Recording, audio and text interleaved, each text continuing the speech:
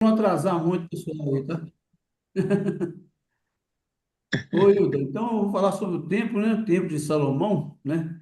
Foi a maior obra, né? Até então, feita para Deus, né? Foi uma obra muito grande. Ela começou com Davi, né? Que teve a ideia, a primeira ideia foi dele, mas o Senhor não permitiu que ele fizesse essa obra do templo para o Senhor, devido a ele ter participado de muitas guerras, ter muito sangue nas mãos, né? Então Deus falou com ele que quem ia fazer o templo seria o filho dele, Salomão. Salomão era o 10º filho de Davi e quarto com aquela mulher lá que teve o pecado com ele, Betsaba. né? Betsaba. Betsaba. E o lugar da construção do templo foi o Monte Moriá, né? O Monte Moriá, ele já tinha, um lugar santo, porque era o lugar onde Abraão ia ofereceu Isaque, né? Em holocausto, mas o Senhor proveu, né? A ovelha na hora e não aconteceu isso. Também era um local onde próprio Davi, né? Após uma peste em Israel, né? Ele teve um encontro no Monte Moriá com Deus, né? Inclusive, ele levantou lá um altarzinho de pedra, né? E também foi o local onde Deus escolheu para ser o templo, né? Então, o Monte Moriá, ele foi aprainado, entendeu? Foi aprainado. Isso, na engenharia, hoje chama de... Como é que chama, gente? Esqueci, deixa para lá. Foi aprainado e nesse local aprainado foi ali que ia ser construído o templo. Então, o Monte Moriá ele fica de frente ao Monte das Oliveiras. Você desce o Monte das Oliveiras, tem o Vale do Cedro, depois tem o Monte Moriá, né? O Monte das Oliveiras, no Vale do Cedro, tem o Jardim do Getsemane. Então, Jesus Cristo, quando ele vinha de Jerusalém, ele descia o Monte das Oliveiras, pass, né? Passava no Jardim do Getsemane, e desse lugar ele via o templo, ele tinha visão do templo, né? Do, do templo existente. Era outro templo, mas ele tinha uma visão do templo. Era o templo de Herodes, né? Naquela época. Então, na construção do templo de Salomão, Salomão, como é que estava Israel nessa época da construção do templo? Por que Deus permitiu no governo de Salomão? Porque no governo dele não tinha guerra, era muita paz, o povo estava muito obediente a Deus, o povo estava vivendo em muita santidade, né? Então, eles ganharam, vamos dizer assim, de presente um templo, né? O Senhor permitiu que construísse uma casa para ele aqui na terra. Foi depois daquele do deserto, né? Do tabernáculo, a casa definitiva foi o primeiro, né?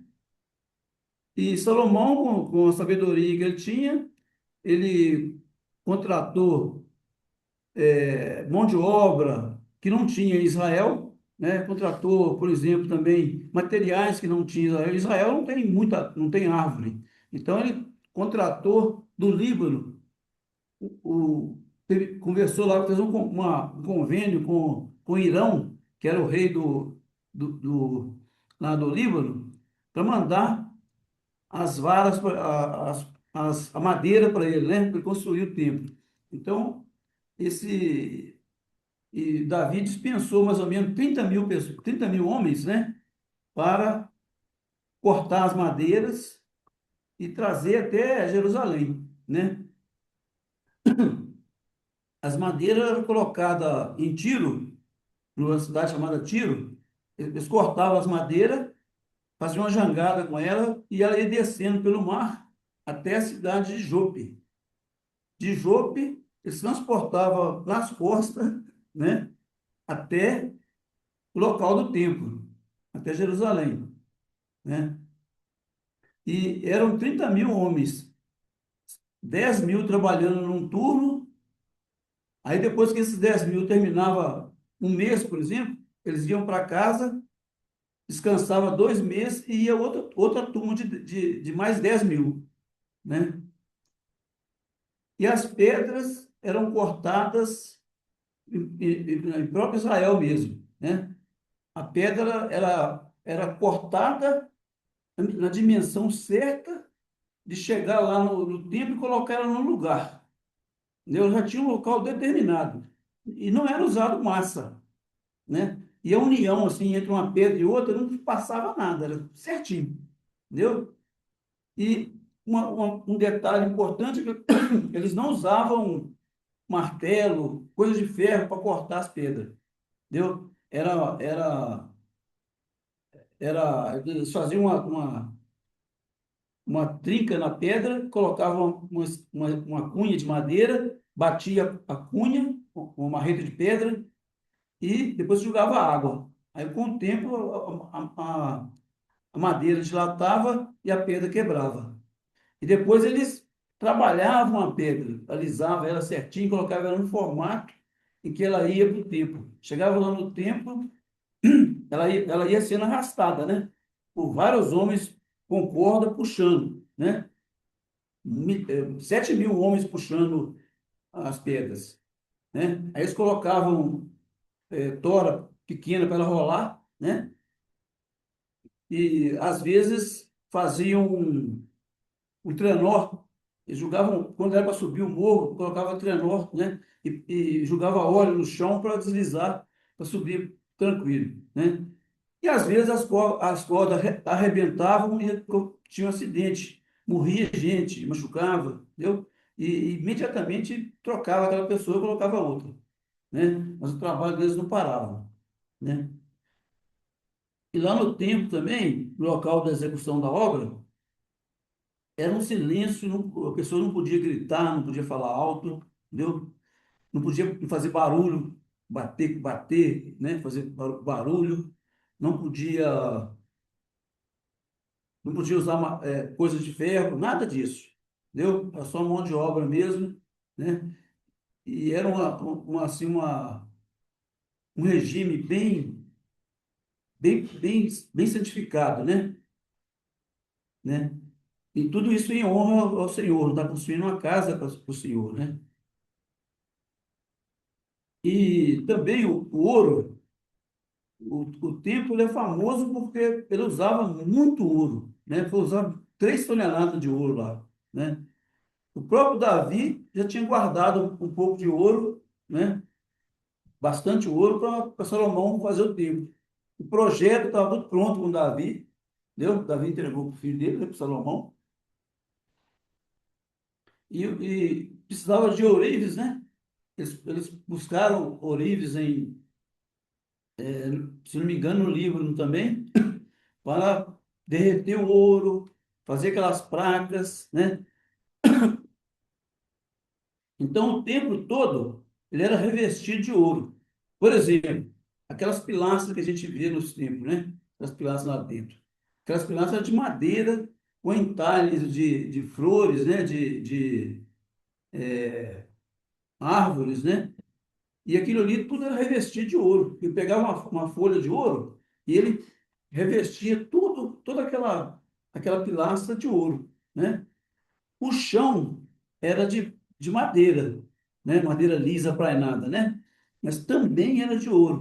As paredes de ouro, o teto de ouro, entendeu? Era uma coisa assim fabulosa, entendeu? O templo.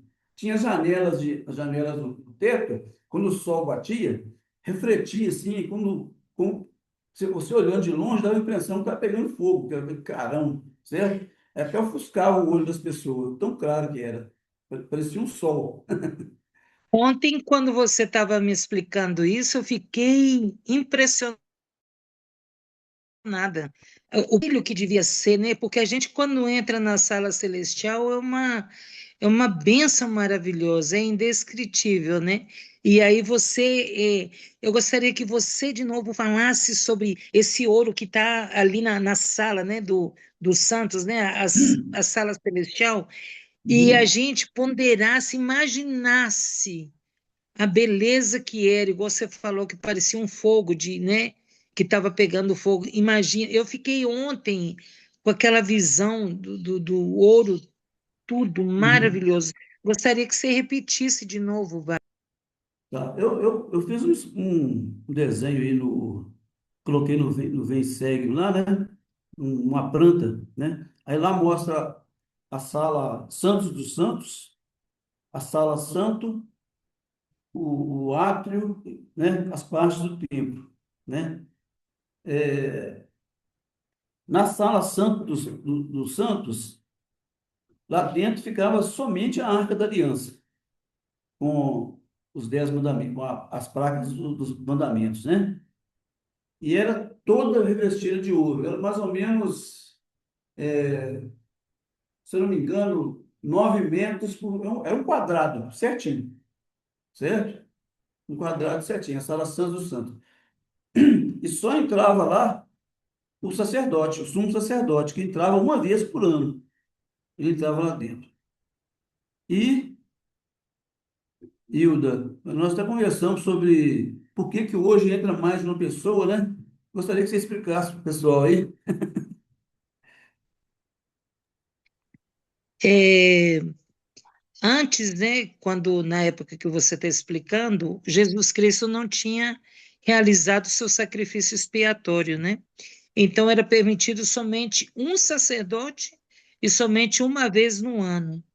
E depois que Jesus Cristo, né, entregou sua vida e ficou 3 dias pregando o evangelho aos mortos, ele abriu uma ponte, né, que chama Hades, deu a oportunidade que todos tivessem a oportunidade de ouvir o evangelho e todos, a partir do momento, né, que Jesus Cristo realizou todo o sacrifício, que não foi só na cruz, não foi só no Getsemane, e não foi somente isoladamente a ressurreição, é o completo, né, toda a missão dele. Ele nos deu e nos dá a oportunidade de que todas as pessoas que se mantêm fiéis, dignas, honram os convênios, hoje em dia nós temos oportunidade de entrar nesse local santo, que é a sala celestial, onde todos, e não somente o sumo sacerdote, uma vez no ano, como era na época, hoje todos nós podemos entrar na sala celestial a qualquer Uhum. momento, e a importância de termos a nossa recomendação em dia, tá? É só isso, né, querido? Só isso. É, quando Jesus falou, né, que ele derrubaria o templo e rasgaria o verbo e reconstruiria ele em 3 dias, né? 3 dias, ressurreição, né? Então, isso é um marco, né? Na história, né? Essa palavra de Jesus Cristo, que ele destruiria o templo e reconstruiria em 3 dias, né? Bom, então, na outra sala, Santos, que é a sala, a primeira sala, né, a Santos dos Santos ficava era mais afastado, mais no fundo, né? Na sala Santos ficavam as 12 mesas da preposição, com cada uma com um pão, representando as 12 tribos.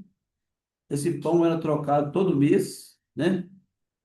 E ficava os 12 castiçais. O pão não era trocado toda semana? Toda semana, toda semana. Os castiçais, né? Ficavam acesos ali continuamente. Deixa eu ver. Mesa da preposição. É, exatamente. E os querubins, né? Os querubins imensos, né? Com as asas deles chegando até quase o teto, né? Tudo de ouro, tudo. Não tinha um lugar de agulha que não era ouro. Tudo ouro. Ontem você falou que até o chão, né? Eu nunca É tinha o pensado chão. nisso. É o chão. O chão era madeira, mas a madeira era revestida de ouro, né? E na porta do templo tem 2 pilares. esses pilares eles não foram colocados ali para sustentar o templo, não. Eles foram colocados por divindade, né? Espiritualmente, né? Um chamava Jaquim e o outro Boaz, né? Deixa eu ver aqui, esqueci o nome procurando aqui um pouquinho. Wagner, Boaz, lembrando ao marido de Ruth, né? E Jaquim seria quem? É rei de Israel, alguém? Não, mas na realidade não é Barão de Ruth, não tem nada a ver. Não? Só o nome, Não, então. só o nome.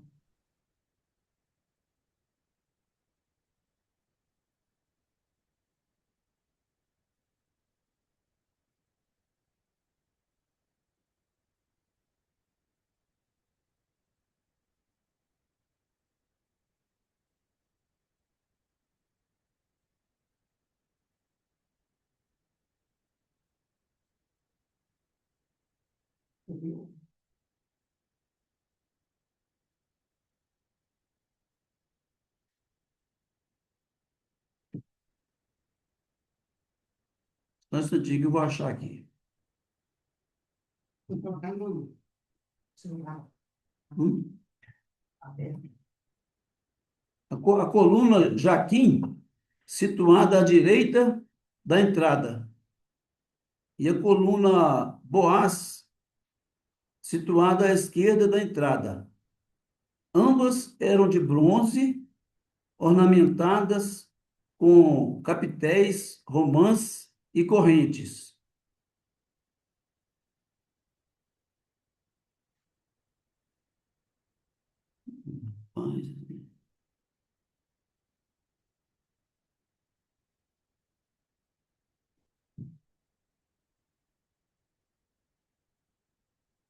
Bom, daqui a pouco eu Era acho muito que fala para você, lindo, né? vamos para frente. O que que significava?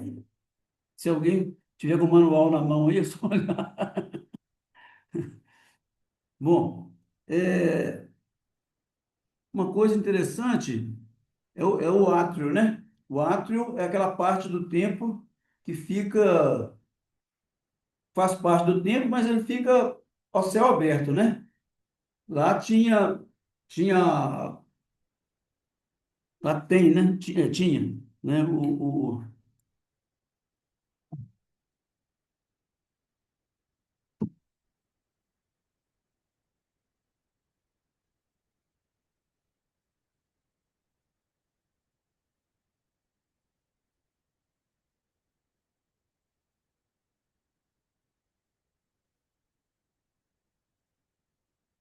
É,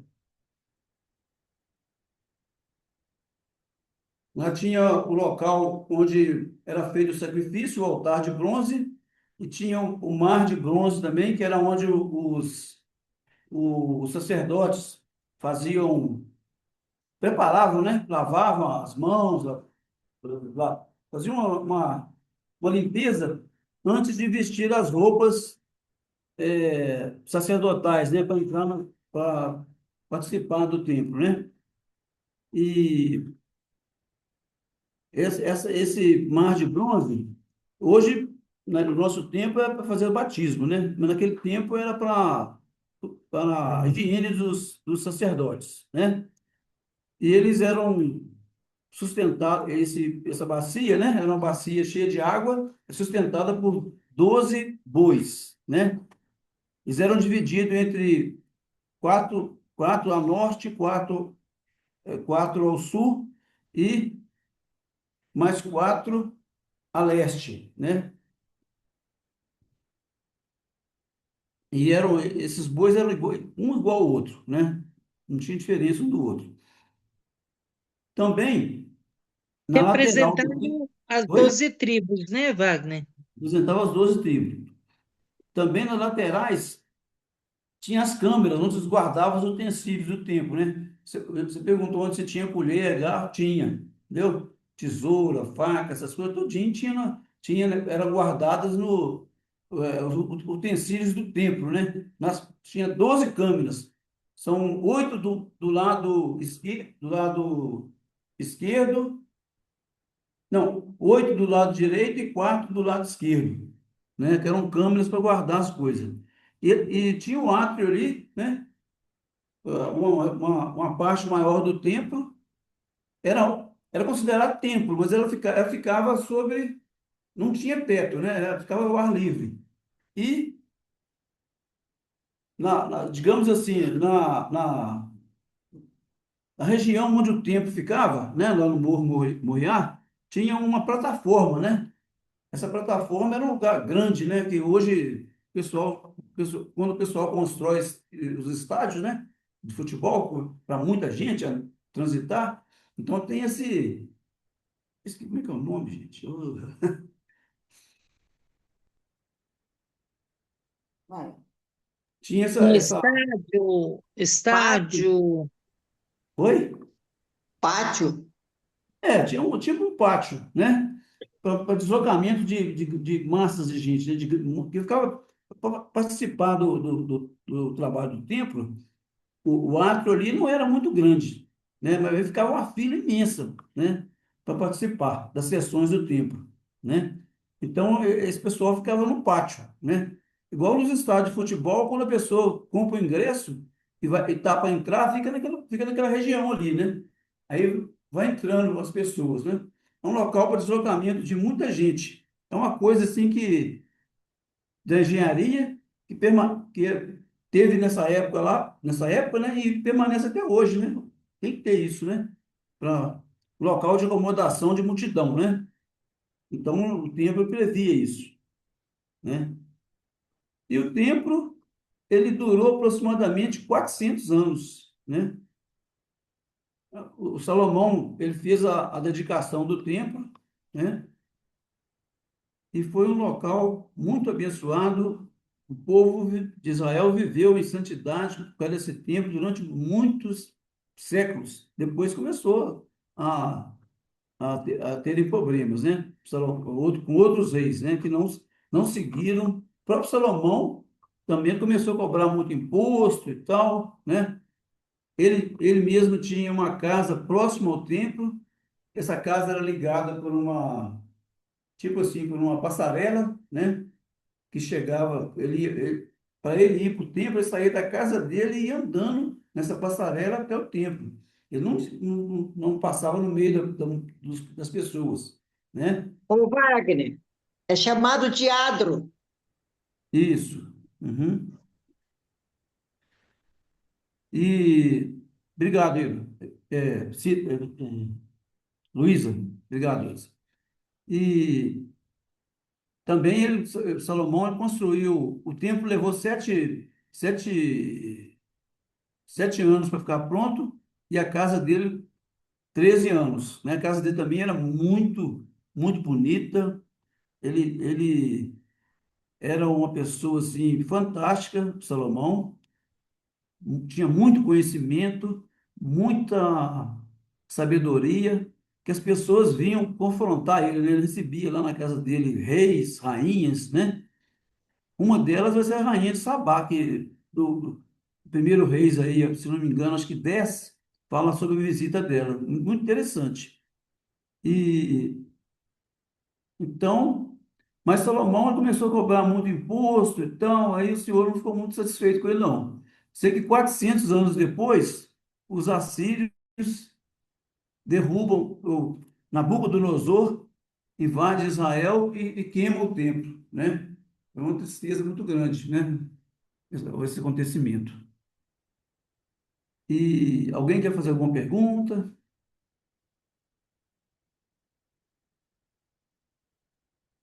Deixa eu ver aqui. Não, está bem explicado. Me explicado, Ana? Sim, querido.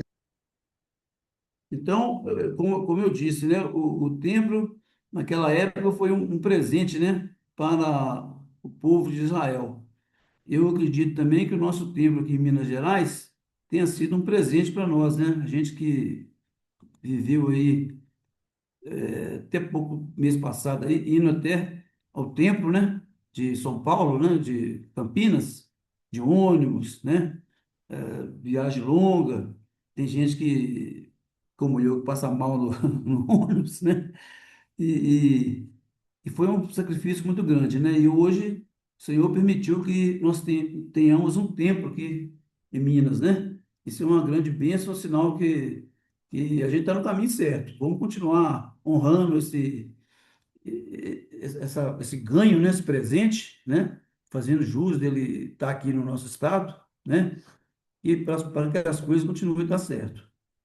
Eu deixo essa aula com vocês em nome de Jesus Cristo. Amém.